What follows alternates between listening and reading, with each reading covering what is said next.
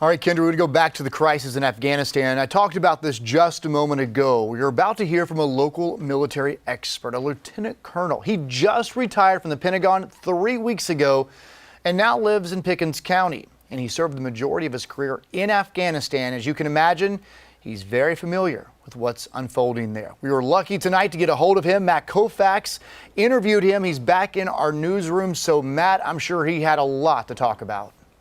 Cody, his insight was invaluable, and the biggest thing retired Lieutenant Colonel Matthew Kutilek tells me we should all keep in mind are the Americans who lost their lives in this senseless attack of terror. He also tells me this type of conflict and the chaos that has ensued since our withdrawal started was avoidable, yet also inevitable. Retired Lieutenant Colonel Matthew Kutilek says his heart is heavy today. To be honest with you, I'm very angry and I'm heartbroken because I've been in the exact situation those Marines and civilians are at right now. Most recently a Marine Corps Pentagon official, Kutilek was involved in multiple deployments. I deployed there on 2 occasions in 2010 and again in 2012. I led a Marine company there in 2010. In fact, while we were there, we lost 3 Marines in my company. Kutilek himself is a Purple Heart recipient who took a bullet from a sniper and nearly lost his life.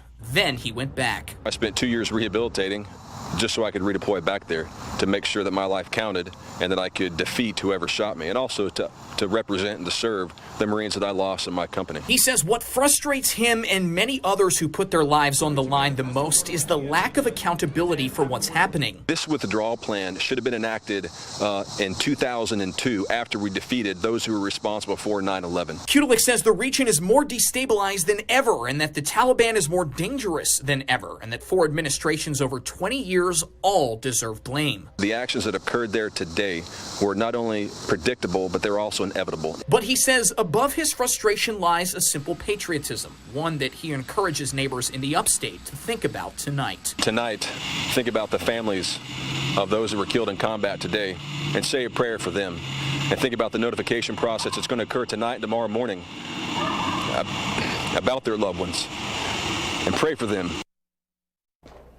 Kutilek tells me going forward, he's worried about other exit strategies. Namely, he believes if we don't learn from what happened here, and he adds it may already be too late, that what's happening in Afghanistan right now will also happen in places like Baghdad and across Iraq when we withdraw and militia groups move in. But Cody, those Marines and Navy corpsmen in our minds tonight. Back to you.